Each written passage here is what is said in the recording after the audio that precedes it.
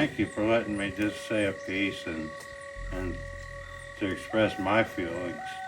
And I'm just so glad to see everybody, and I thank you for everything. I have a prayer that's as old as the hills that I want to share with you. This is for Patches. Great Spirit, we come before you with humble, respectful hearts, asking in our pain that you allow our ancestors to welcome our beloved brother with open arms. We know your mysteries are not for us to question. You will, in your own time, allow us to understand why one so good must be taken. As our beloved brother begins his long walk home, we ask, Creator, for your blessings on his journey. Grandfather, we ask of you to please guard and guide this kind, gentle spirit. Grandfather, please send the winds of the four directions to aid this departed one. Warm and giving east wind, please give renewal of life to this soul as it begins its new journey. Bright and shiny south, please provide the nurturing growing place for this soul, given knowledge needed for his journey. Darkening west, please donate the spiritual food needed for strength to continue the journey. Peaceful north, please welcome his soul with open arms as a parent gives safety to his child. Father Sky, we ask with love that you allow this precious soul to fly free and proud with his brothers, the eagles. Sweet Mother Earth, please accept this beloved gift, fold him within your heart, and hold him for the day when we all meet again. Too soon he left, we know him blessed. The winged ones have claimed him. With the broken hearts and lonely tears, we will never forget him. Aho. Oh. I have known Patches and worked with him for probably 35 years. It's been a long time. He'll be greatly missed. Thank you all for coming out of honor and respect for this missing person. He was different. He lived a life that many people didn't live, but his heart was good. He helped so many people. He helped me. And I had an opportunity to visit him at the hospital. And he gave me one of his prized possessions. Just a rock, about that big. And it was malachite. And he used it every day when he said his prayers. So he gave it to me with the instruction, keep it always, say your prayers with it, and be thankful. So, Ahoda Patches. Yeah, thank you. For some of you who don't know me, my name is Michelle, and they usually call me Blue Lady because I'm usually dressed all in blue. But I've known Patches for a little less time than Jack and Connie. And after I'd known him a few years, he asked me to become his power of attorney in case anything ever happened to him. Well, I didn't think that day had ever come, because I thought he was going to live forever, right? And he nearly did. But he got tired. And he said to a lot of you, maybe, that he wanted to go home. He had had enough. And he was in, I don't know if you know this or not, but he was in an automobile accident that he was cited for. He pulled right out in front of a woman, and the damage didn't look that bad in his car, but he fractured 11 ribs and had a collapsed lung. Though he went to Fairfield Hospital, they sent him the same day to UC Surgical ICU, and he was he didn't have anything to eat until Monday. They did a swallow test, and he had his first cup of coffee in 4 days, and you would have thought that he just had a lovely time with a woman instead. And of course he had chocolate for dessert.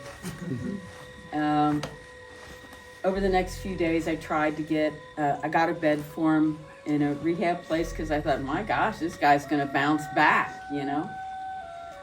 But by Friday, the doctor called me and said, we want to be able to put a tube down his throat for breathing and a tube in his stomach. 92 years old. That's not very comfortable. And the doctor told me he wanted me to decide. I said, is he lucid? And he said, yes. So I hightailed it to the hospital, and I said, Pat, I can't make that decision for you. But what I will tell you is, I think this probably is the time, since you've been asking for it. And truly, I think he subconsciously caused the accident. He was so ready to go. And I told him that they would make him comfortable, he wouldn't be in any pain, so he agreed. And I got 2 nurses to come in to verify that it was his decision. The next day, thank heavens, Jack was able to go and visit him. And Jack had said he hardly said a couple of words. But I didn't find that. I was splitting wood with my little hydraulic splitter and trying to get the last of it stacked before it got too cold. Sunday morning, I got a text from Jack telling me that Patches was not doing very well at all, that he was getting a rattle in his breath. And at that point, I knew it was time to go. And at 11 o'clock, I got to the hospital. I called a few of you up. Kathy's one person. Connie's another. Mike, Tracy's another. And then there were a few people from out of town, including his niece. And when he heard the voices, his eyes flew open. And he did try and speak to 2 or 3 people. Then at about 12:40 in the afternoon, he did this.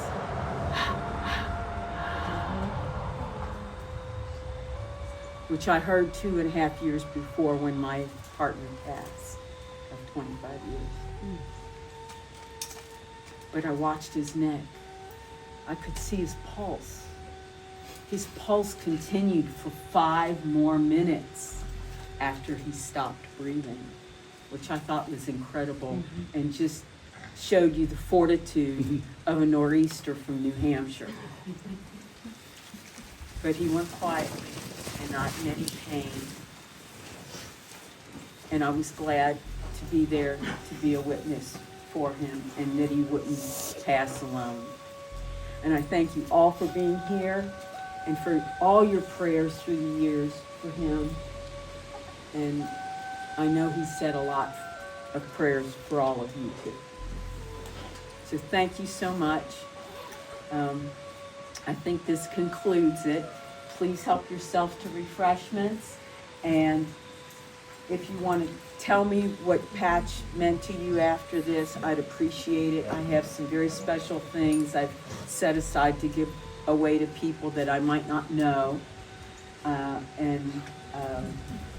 Thank you again for coming. Thank you. Thank you for putting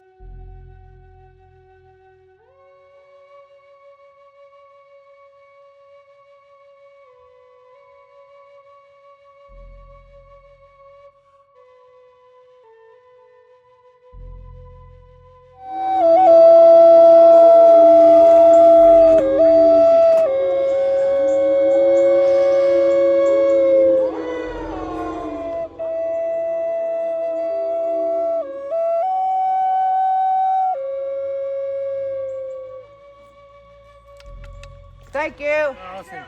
Pastors would appreciate that.